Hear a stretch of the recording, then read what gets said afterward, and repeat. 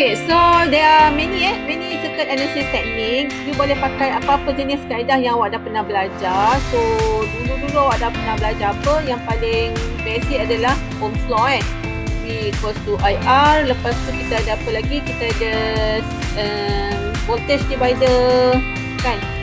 You ada voltage divider, you ada current divider, you ada apa lagi?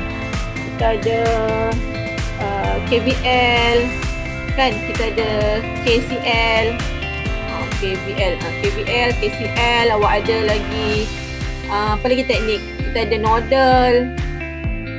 You boleh pakai Y delta tu lah, Y delta, delta Y, kan? Tapi ni kalau boleh elakkan lah. Ni saya tak prefer sebab nanti kan jadi makin salah ke apa, sebab dia ada banyak nak masukkan value tu. Okay, dan kalau you tersalah guna rumus pun masalah juga kat situ. Okay, and then ada banyak lah. Kita ada pakai Thevenin, kan? Thevenin, kita ada pakai Norton, kan? Norton. You ada pakai source transformation. Okay, source transformation maksudnya kalau kita ada satu voltage kat hujung tu, kan, satu voltage you boleh tukar kepada current, kan? Apa sini satu ya. Okay, kita boleh tukar kepada current yang ada satu parallel resistor. Okay, so ini sebenarnya satu teknik nak ubahkan daripada dita parallel kepada dita series ataupun series to parallel. Okay, masa awak belajar dulu teknik ni maybe you rasa sekadar nak cari current ke apa, kan? But the teknik ataupun circuit teori yang awak belajar ni kita boleh guna dalam dita bila awak nak mudahkan dita lah. Daripada contohnya kan ada banyak, maybe sebelah dita ni asal dia macam ni, you ada depan tu voltage, lepas tu ada resistor, tapi kat sini ni semua parallel. Okay, sini ni semua parallel. Okay, sini ni ada parallel. Macam mana? Parallel capacitor.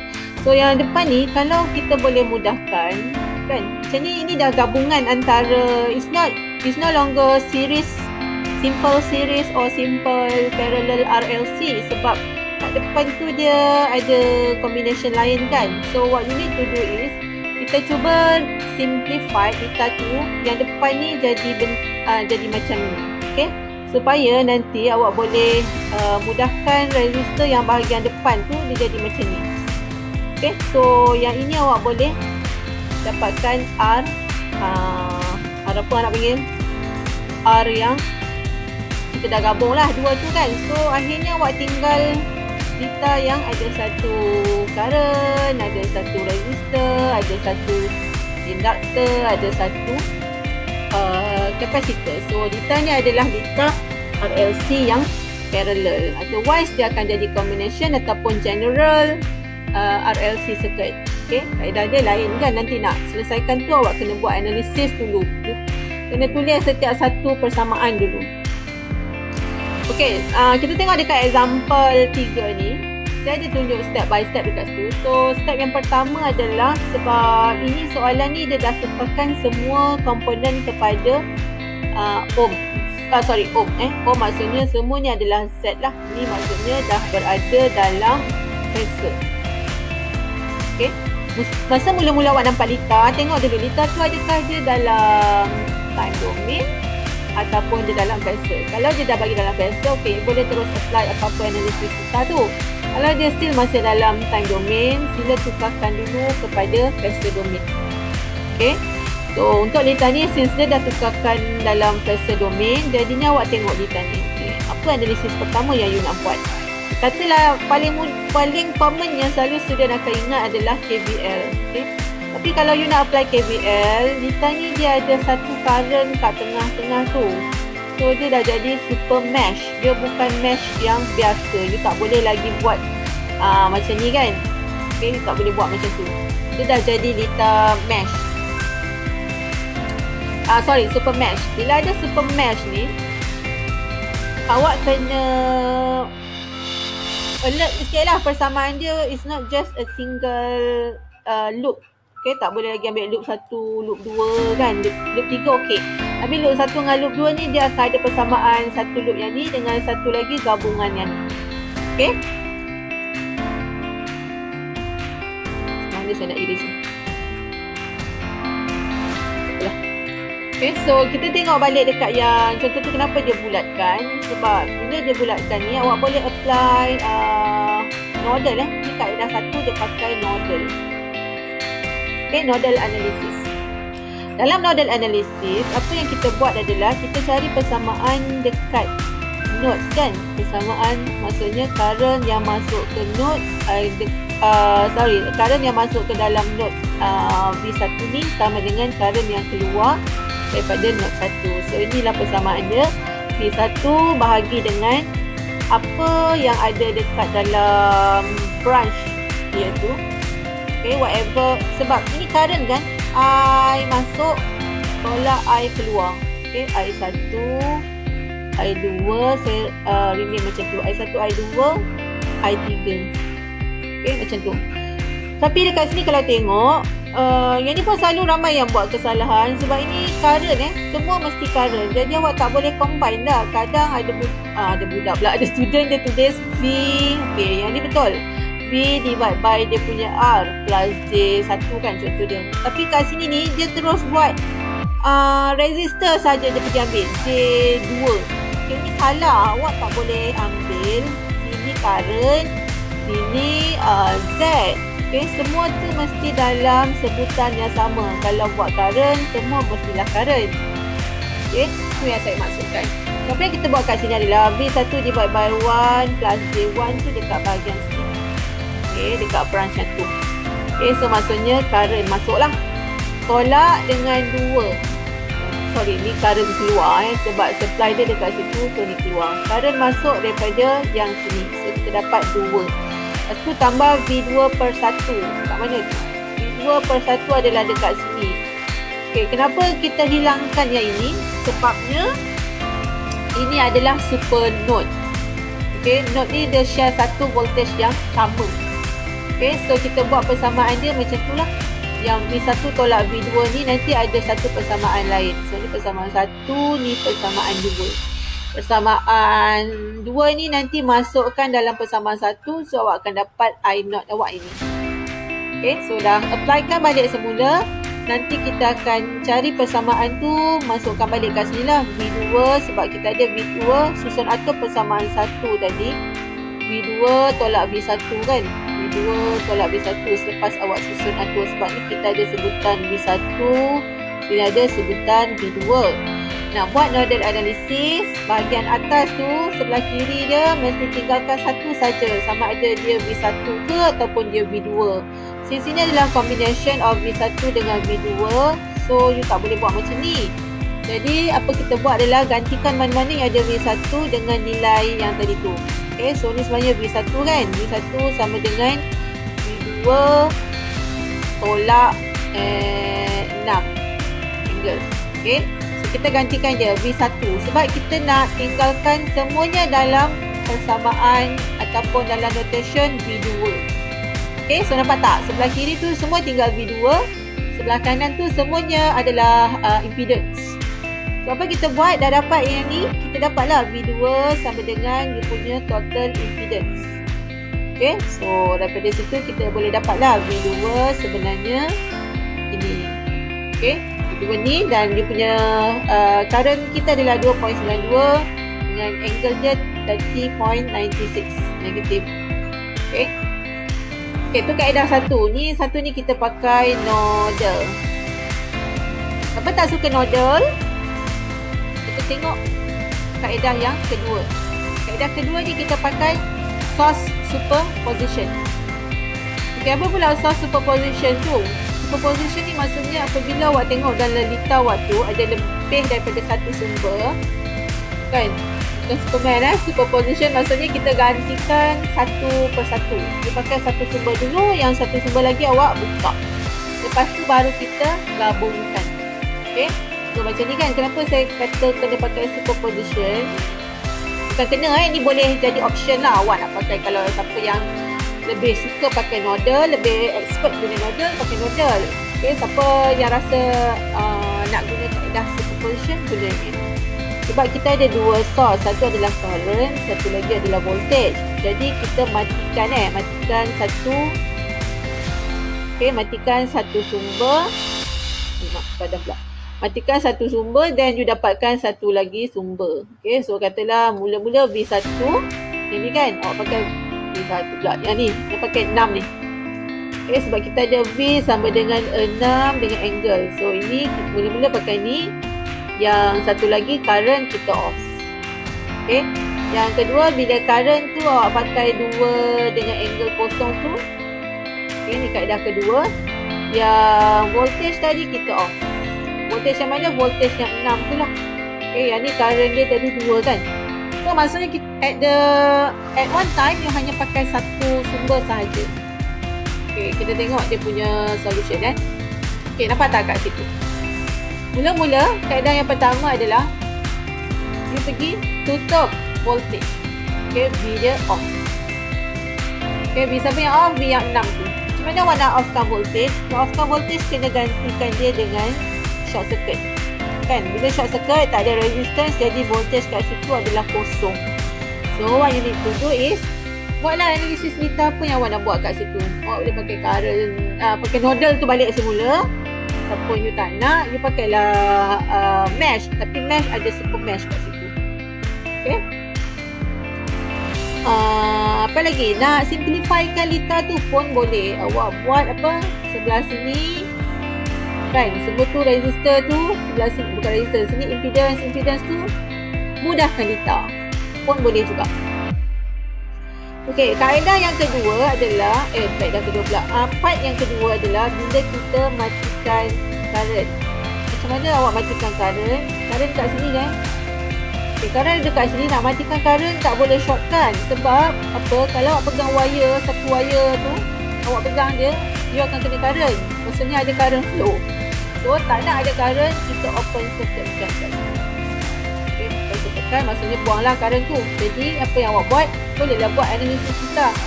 Okay, kita pakai mesh ke kan. Okay, yang ni boleh pakai KVL loop 1 dengan loop 2. Dah dapat, nanti awak akan dapat satu nilai untuk current kat sini kan. Okay, dah dapat ni IO2 lah saya mention. Okay, yang ni masa ni awak buat analisis tadi. Kalau saya lebih suka pakai node. Sebab node lebih mudah, dia hanya ada satu node saja. Kalau kat sini case dia pakai node P1 pasti. Okay, node P1 dah selesaikan, awak dapat I node yang pertama. Lepas tu you akan combine solution daripada satu tambah dengan solution yang kedua. Okay, so kita ada I node 1 tambah dengan I node 2 lah. Jadi berapa total dia? So awak dapatlah nilai yang betul untuk dia punya current. Okay, so ada banyak kaedah. Kalau tak boleh yang tadi, pakai yang ini. It's up to you Walaupun kita pakai source superposition, tapi apabila you dah matikan salah satu ni, masih lagi juga sama. Dalam ni awak still boleh pakai apa-apa jenis kaedah yang you nak. Okay, sama ada case yang kedua tu nak pakai KVL ataupun you nak pakai circuit reduction. Tinggalkan dia dalam satu loop sahaja and then you carikanlah berapa current yang flow menggunakan apa tadi nama dia? Current division. Okay, ada banyak kaedah awak boleh pakai. Okay, yang ketiga ni pula kita pakai apa tadi? Oh, ni tadi continue kaedah dia macam mana nak dapat dia. Okay, yang ketiga kita pakai Thevenin analysis. Okay, Thevenin ni macam nak panggil susah pun tak susah sangat, tapi you kena aware lah bentuk dia sepatutnya macam mana. Sebab Thevenin analysis ni awak kena cari dia punya VTH dan sepatutnya you kena cari RTH. Sebab akhirnya you nak selesaikan bahagian yang kita nak tu, yang nak cari current ke nak cari voltage tu, kita akan bukakan dia kan. Jadi sebenarnya adalah you pergi carikan VTH, yang ni awak cari dia punya ZTH. Okay, lepas tu kita pasang balik dekat komponen yang kita buka tadi. Kalau case yang ni awak nak cari current, jadi apa you buat adalah you bukakan yang 1 ohm tu, then kita pasang balik dah kat sini. Ni adalah 1 ohm. Jadi sebenarnya yang current you nak cari tu dekat situ. Okay, boleh nampak kan? Okay, jom kita pergi tengok kaedah dia. Nak cari Thevenin mesti ada buka. Bukanya dekat sini. Inilah komponen yang awak buka. Kalau tanya kenapa awak kena buka kat situ, sebab you nak cari current. Dia suruh cari current kat sini. Kalau katalah dia suruh cari current kat ujung ni, then awak buka yang ni.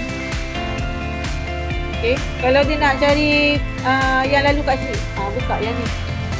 Okay. So litar tu akan tak jadi sama lah. Kalau awak buka yang ni, dia tak akan sama dengan bentuk litar apabila awak buka 1 ohm. Okay. Okay, ini adalah cara kita nak cari dia. Bila awak buka kan komponen yang dia nak tu, dalam kes ni adalah 1 ohm sebab dia nak cari current I0. Okay, so apa yang kita buka tu dia akan jadi V open circuit. So that is your VTH lah sebenarnya.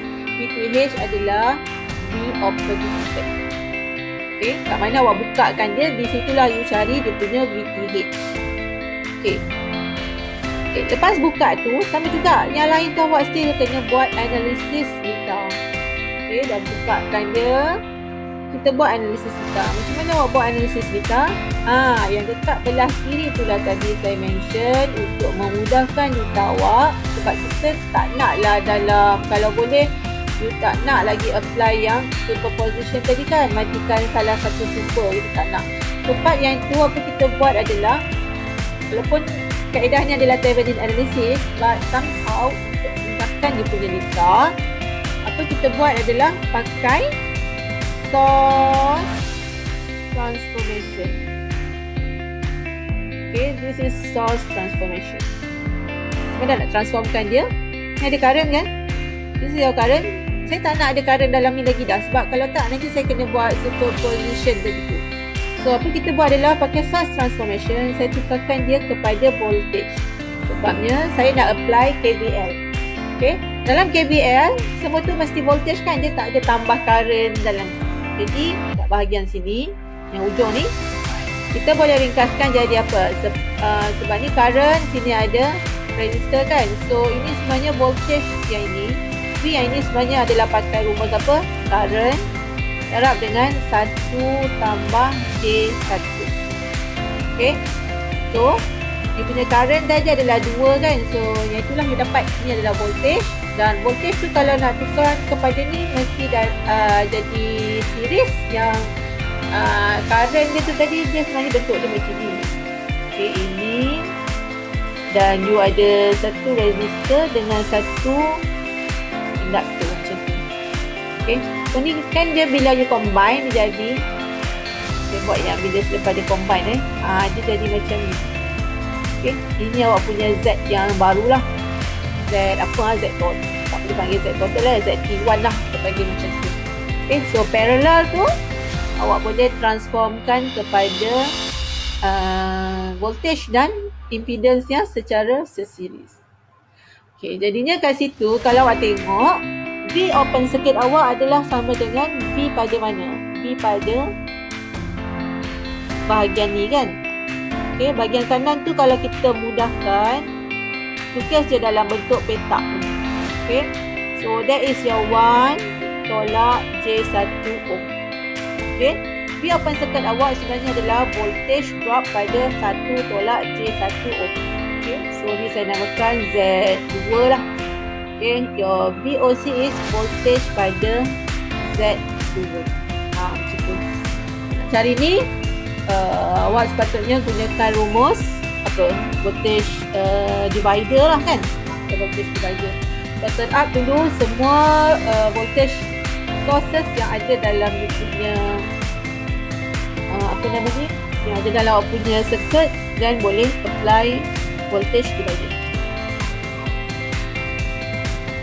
Okay, using voltage divider, apa yang kita dapat adalah macam ni lah. Dia open circuit tadi, kita dapat sebab kita nak dapatkan komponen yang ini. Kita nak voltage drop pada 1 tolak J kan, that is your Z2. So ini adalah awak punya source. So awak dapat 10 tolak 6J 2. Okay, ni boleh tukarkan nantilah kepada bentuk VM dengan berapa degree angle tu. Okay, kalau tak, dalam part yang ni biarkan je dulu.